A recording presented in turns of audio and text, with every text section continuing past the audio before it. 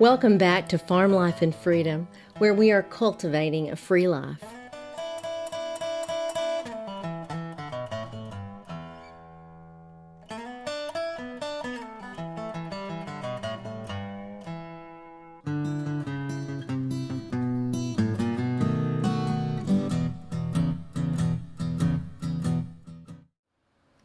Hey everyone, welcome back to Farm Life and Freedom podcast. I'm your host, Amy Bell.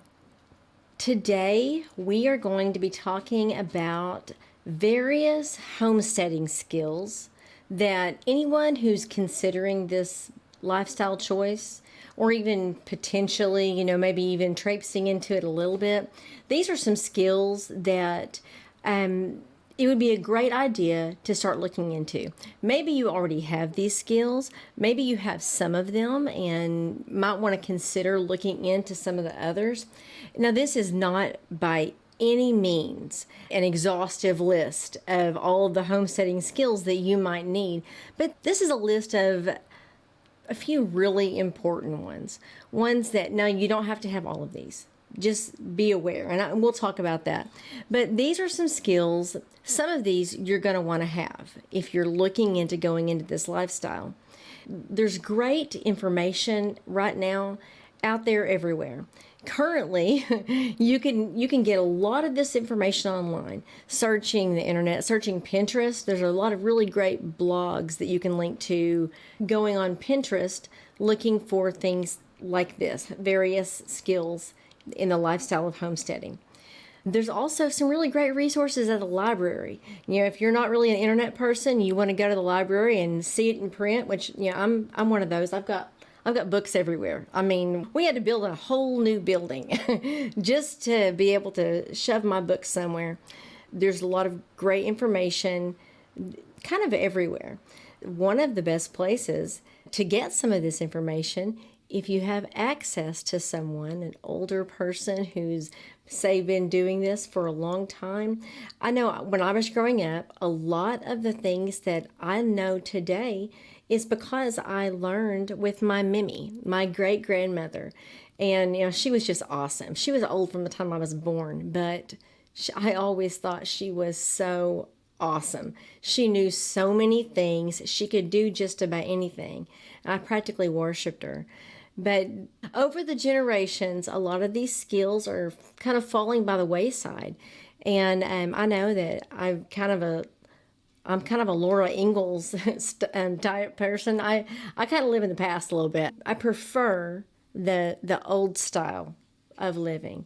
And it's just something that I've always truly loved. I've truly enjoyed learning more about these various techniques, and I enjoy doing them. Even the really hard ones, even the ones that are lots of hard work, I really enjoy doing them.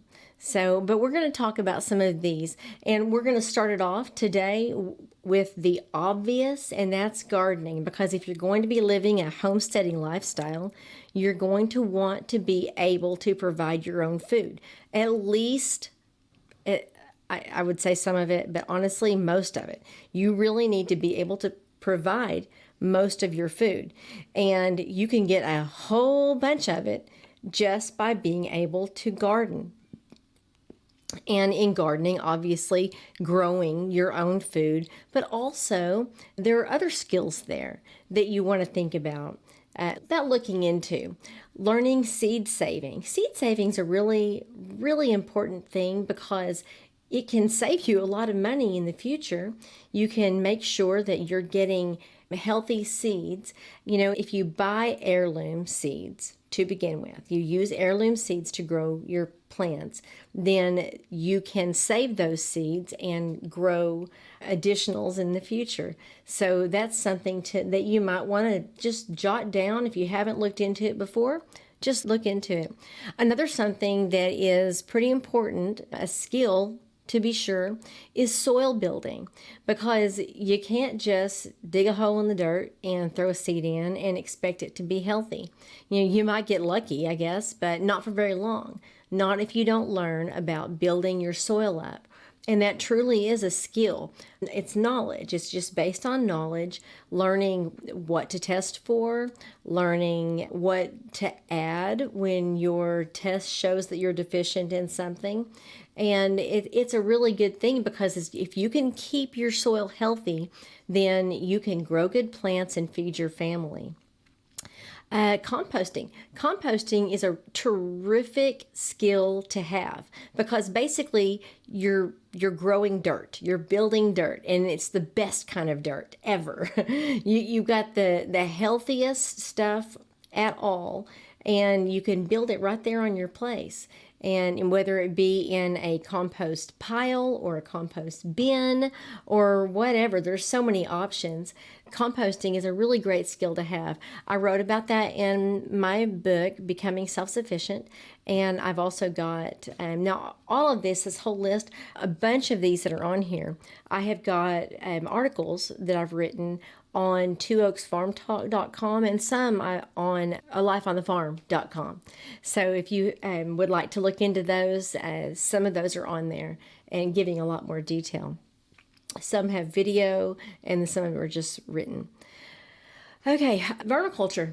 Vermiculture is basically, it's another way of growing really fast compost. Okay, it's the whole worm farming thing. It's something that's very, very cool in my opinion.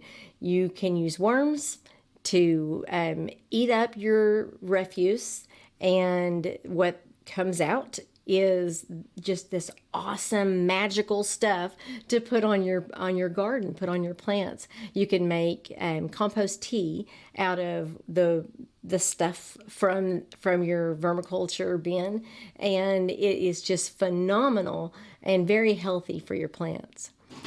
Okay, so there's also one of the things that you want to do when you're thinking about gardening is learning about drying and using herbs. If you're growing vegetables, then you should consider companion planting. And I did a post, an episode about this recently on this podcast. You can look back at that. Talks a lot about that. And then also on twooaksfarmtalk.com, I believe I've got multiple different posts concerning companion planting. But when you are companion planting, herbs are a great go-to in a lot of those areas. So being able to grow your own herbs is wonderful, but then also being able to use them in the right way.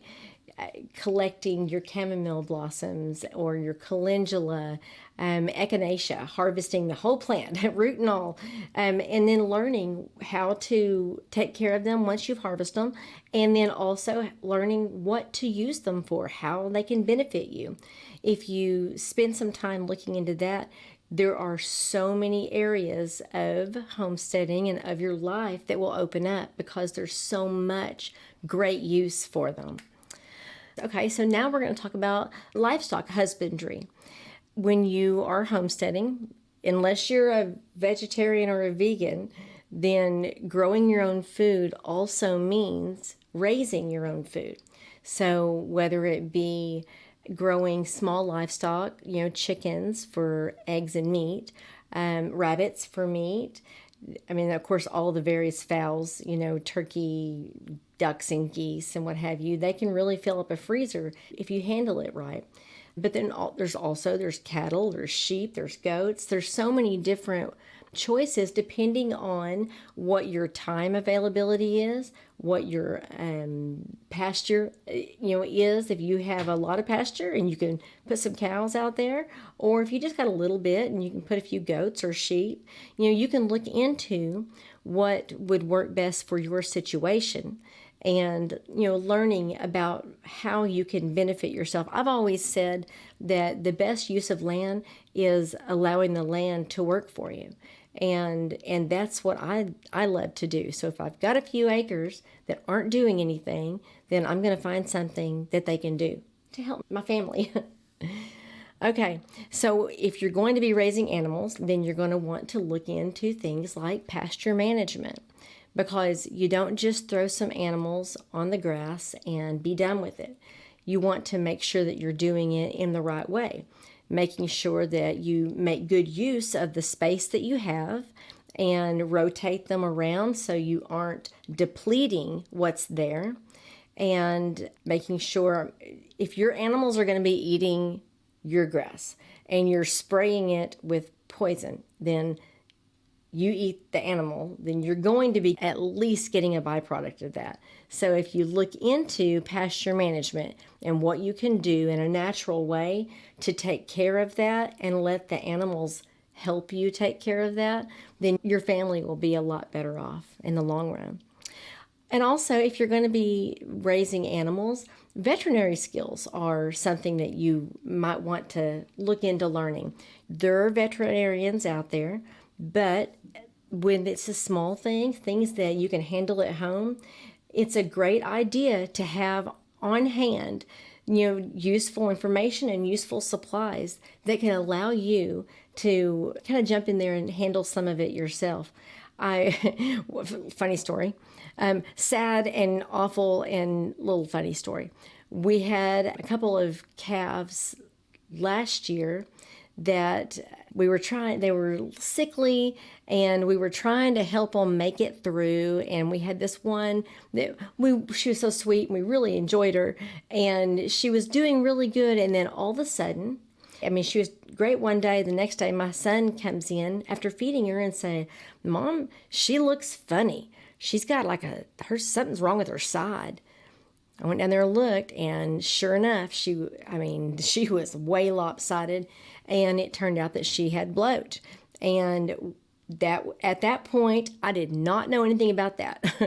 I've heard of it. I knew that there were issues, but I had no idea myself how to deal with that. Of course, I called my husband. He also did not know. His first time he's ever, raised cows. And we called a friend of ours who knows everything that there is to know about cows. And he kind of told us what to do. My husband looked at some YouTube and he stabbed the cow. Okay, so he was actually supposed to, but he wasn't trying to kill her. But it was something that he was supposed to do that to release the gas or whatever. But if we had known a little bit ahead of time, and this was like a time-sensitive thing, had to be done right away. So if we had known a little bit ahead of time on how to deal with that situation, we probably could have handled it a lot better. And now I know, okay, and I've done a little research since then, so now I know. And I hope that never happens again. But learning some basic veterinary skills. The first time I ever pulled a calf, I was 10 or 11 years old, and it was in the middle of a downpour. And in fact, my grandmother and I had to wade through a rushing creek to get down to the calf and then pull her. And it turned out okay.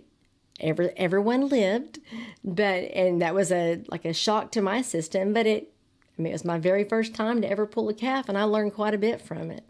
So it's good to have those skills, at least a little bit of knowledge. Okay, so now we're talking about animals, so let's talk about what you do. You raise the animals, and you love them, you feed them, and all of that, but they're there for a job. They've got a job to do. And their job is to feed you.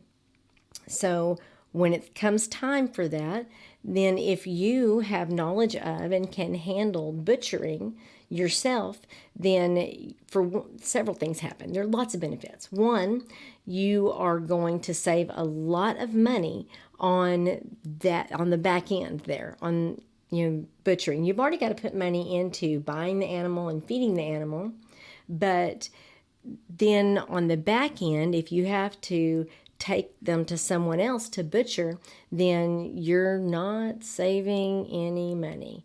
And so in the long run, being able to handle those kinds of things on your own is so much better for your family financially. Now, also, when you butcher yourself, you get everything. For one, you get the cuts that you want, but you get all of it. I've taken animals to the butcher before a long time ago, and I guarantee you we did not come back with nearly what we should have. So, and I know that for certain now that I do all of our butchering. We get a lot more out of each animal that I process. So something to consider. It's not difficult to learn. It's probably difficult to do it your first time, but once you get that one in the bag, then it's not hard at all. It's a little bit time consuming, but it's worth it in the long run. Okay, proper care and preservation of the meat that you harvest when you butcher. So we built here on Two Oaks Farmstead, we built a cooler, a walk-in cooler in our barn just a few months ago. And it's up on twooaksfarmtalk.com, and the steps and everything, how we did it, lots of pictures, I think some video too. And we did that specifically because I was about to have to butcher multiple pigs and 2 cows. I just finished the 2 cows a couple weeks ago. And having the cooler was just wonderful because it's terrific. With beef especially, you've really got to let it age. So you hang it in a cooler. It has to be on a certain temperature, and let it sit there and age, or hang there and age. And then once enough time has gone by that it's properly aged, then you pull them out and start cutting them up. And that's what I did. And by that point, I had a great game plan of exactly what cuts that I wanted to get. And I was able to have all my supplies on hand and ready.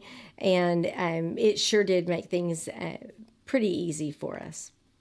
So I love having that cooler. Okay, so when you're butchering, also something else that is a great skill to have and something to do is being able to render lard and tallow. There's lots of uses. Obviously, lard, cooking with it. I like to bake with the really good stuff, the really good lard that comes right around the kidneys and everything, and of pigs, I'm sorry. And the tallow comes from cows or deer or what have you.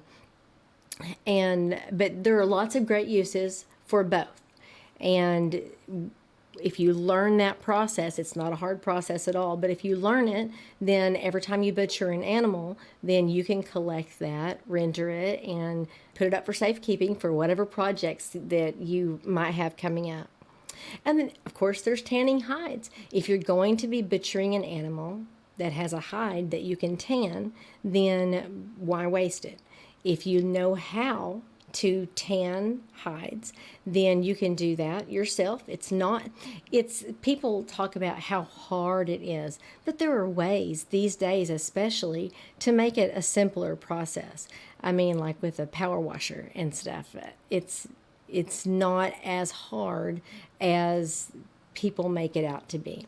I mean, the original, back in the day when there was no extra tools that could help, I can see it being, one of those things that you would just dread. But these days, I would say it's a lot easier to do. I've got several actually that are waiting for me to get down there and get tanned right now. But there are so many things that you can do with it. So that's a great skill to have because that gives you additional resources. Okay, canning and food preservation. So we've talked about gardening and raising animals. Once you grow your food and once you raise your animals and get them butchered, then you need to be able to properly preserve that food. I have a goal every year of making sure that my freezers and pantries are so full that if nothing else came in, my family's got a year's supply of food. Period. And I like to go over that, but that's my minimum. That's where I draw the line. I want to make sure that my family has enough to eat for a solid year. How can I do that? I can do that by preserving the food. Now, obviously, there's freezing meat and some vegetables and stuff you can freeze, but you might run out of freezer space if you're doing it all by freezing. And what if the power goes out for an extended period of time? Do you have solar or generators or what have you to keep your freezers going so that your food doesn't spoil? That would be terrible to lose all of that. But so one of the things that you can consider doing are other preservation methods like canning. Now that's the one that I prefer. I love to can. My great grandmother and my grandmother both canned, and I learned with them. I enjoyed doing it. I loved the thought of it. I liked watching the process when I was really little, and it's something that I do on a regular basis.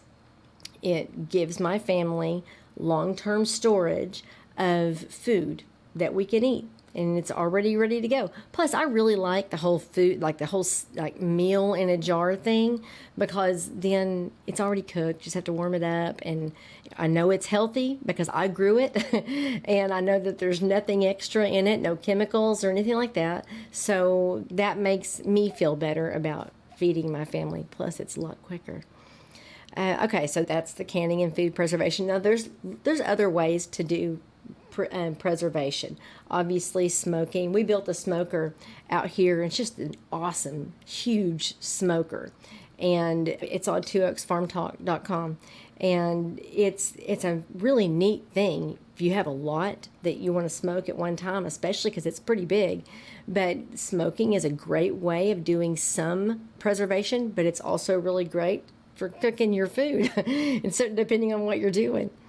Okay, so how about, we're talking about cooking, how about cooking and baking from scratch? You know, that it seems like that's something that has also fallen by the wayside. People don't do a lot of from scratch cooking and baking, which is insane because it's way better and it's way cheaper. Ingredients are way less than the pre-packaged, pre-fixed whatever from the store. And from the store, you're getting preservatives, you're getting, chemicals or whatever, and it's so much more expensive. I don't know why anyone wouldn't want to do the cooking from scratch.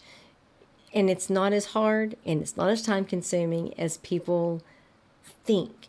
These days, I mean, really, I hear people talking about it.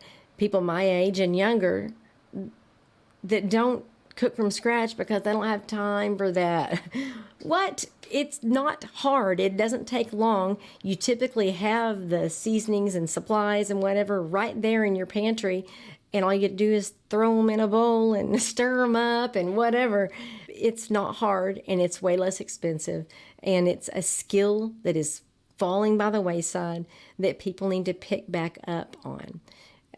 If the worst was to happen, and I don't mean the worst. I mean, if things were to go so far downhill that the grocery stores are depleted and the economy is, tanking, which we are literally on the verge of right now, by the way, you're going to want to have these skills because this is what's going to, get your family by.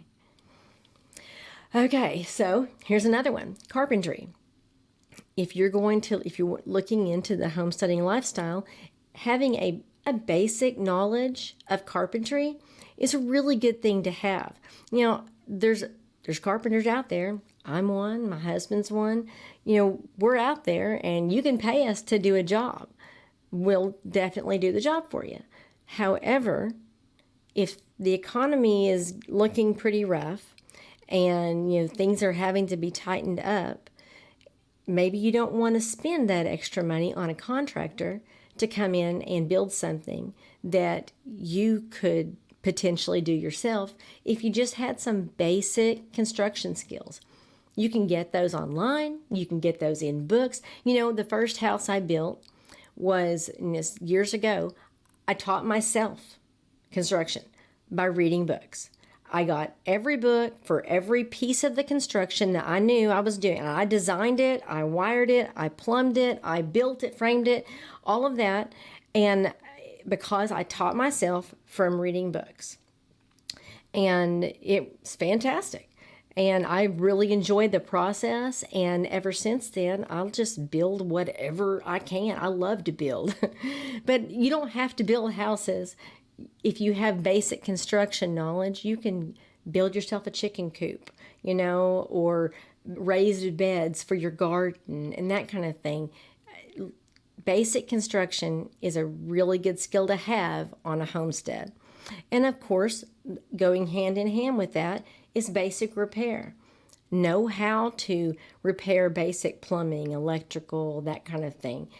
If you need those things handled and there's a situation where you really can't pay a contractor to come in and do those things for you, having that basic level of knowledge where you can at least do those smaller things is really going to help you, really going to help your family. Okay, here's one. Learning, having the knowledge of medicinal preparations from your garden.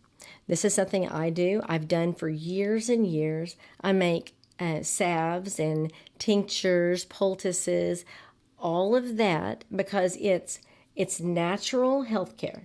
It's basically the way everyone stayed alive and healthy way back in the day before Big Pharma and all of that came along and said, oh, you can't use herbs to treat stuff. You have to pay us for these pills. So I prefer the herb method. I prefer the natural medicine every chance I can, get. And that's something that I do. In fact, I sell them. I have a line of salves and tinctures and that kind of thing that I sell that are just fantastic, and people love them. And when they run out, they're clamoring to get more because they work so well and they're natural. There are no side effects, which that's my big deal. I've had, when I was in the Army, with the Army and the VA, if something's wrong, they prescribe you something, and if you don't take it, you're in trouble. Everything you take has side effects, and then you have to take something else for the side effect, which also has a side effect, and it's just a never-ending battle. So I prefer not to do any of that. And God gave us this natural world with everything in it that we need. If you look around, do some reading, do some research, you'll realize that. Don't let them tell you, don't let Big Pharma and everyone who's making money off of you, don't let them tell you that, nature doesn't work, because nature has worked for centuries and centuries. So that's something to look into. I've done on alifeonthefarm.com, possibly oaksfarmtalk.com. I've done some how-tos on a few things, and I have some upcoming posts that will be on making salves and tinctures. So be looking for those. If you subscribe to both of those blogs, you'll get the notice when I do post those. Basic first aid, very important. Something that is absolutely something that every home needs. But if you're looking at living the homesteading lifestyle, basic first aid is something that everyone in your family needs to know, because worst comes to worst, you're going to need to know how to at least render aid, whether it be CPR, placing a tourniquet, those kinds of things. First aid, that's like a necessary skill that everyone should have.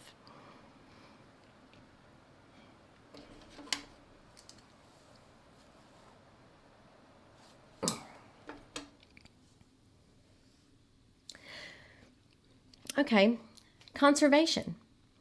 And when I say that, we're not talking about hugging trees, which I love trees, lots of them, but that's not the kind of conservation that I'm talking about. Being able to conserve your resources, to be able to spread them to wherever you need for your family.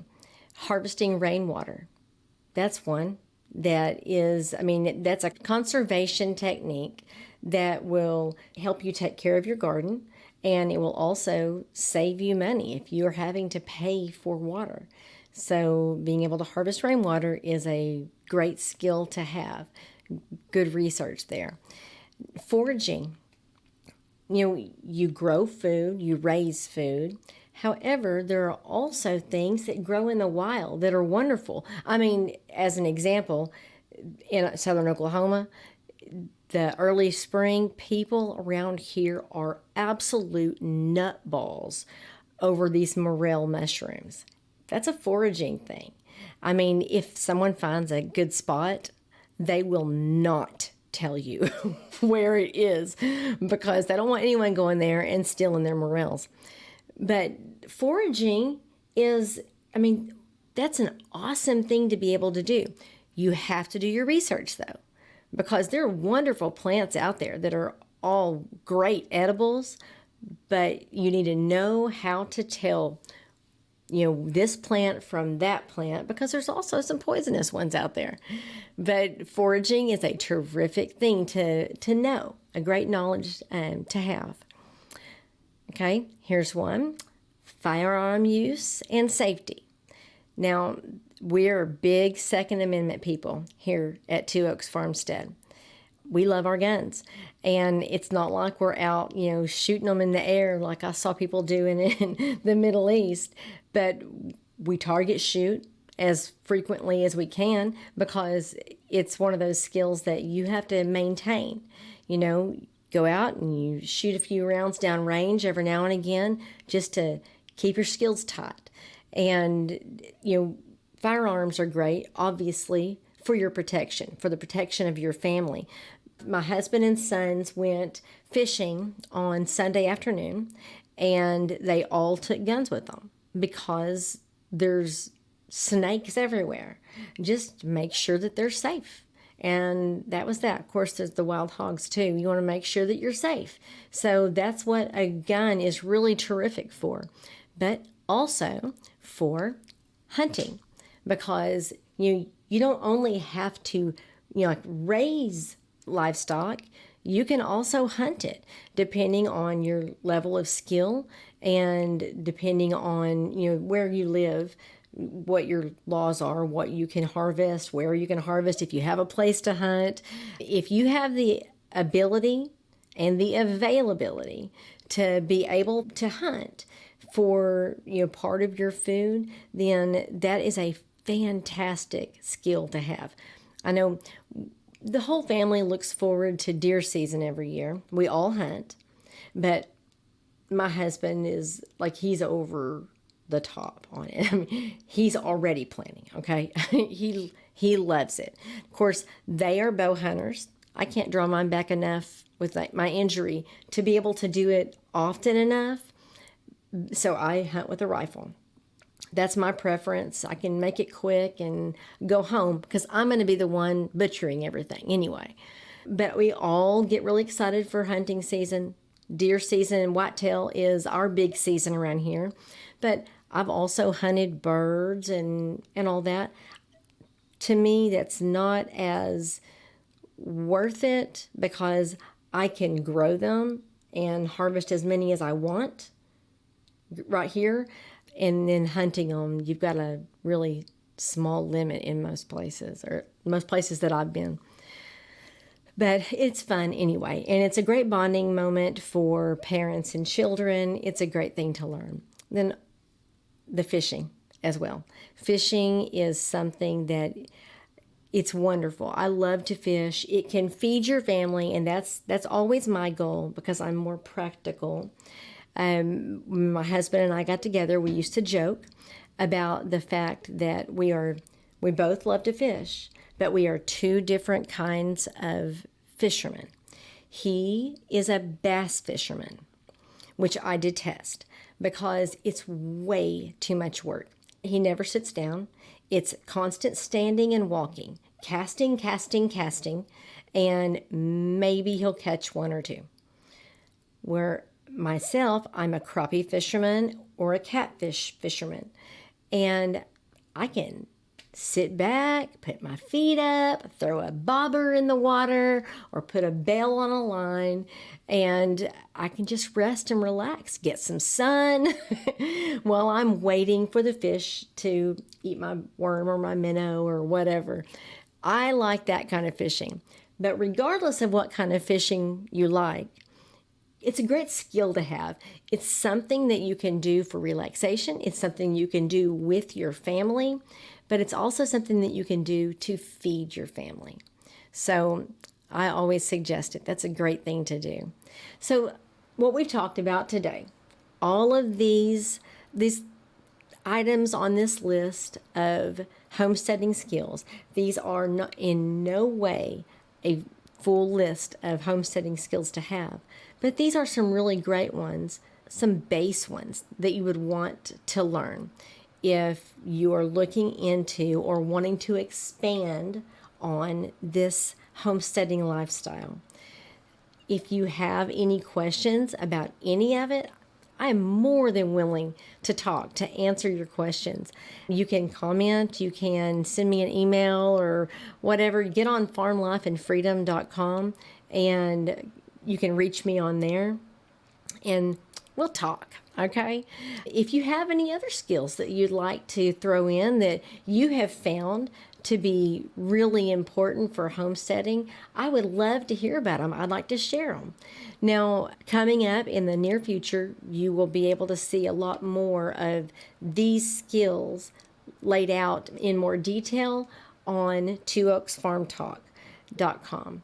So that's something that you can, if you like to read, if you like to have it on, in print or whatever, then you can get on there, twooaksfarmtalk.com, and have a look. But one other thing that I would like to say about homesteading skills is it's not just for you. If you have a family, learning these homesteading skills is fantastic for you taking care of your family. But it's also one of the best things that you can give your kids. Teaching your children all of these skills. These are skills that will help them survive and thrive in the future. These kinds of skills are that's the very thing that you should be teaching your children. They will cherish it for the rest of their lives. It's not something that everyone gets. They will have knowledge that most people don't. And they will always remember those moments where, mom taught canning and dad taught fishing or whatever. It's a phenomenal experience. It's a life experience for children. So don't leave them out. Until next time, you guys have a great week.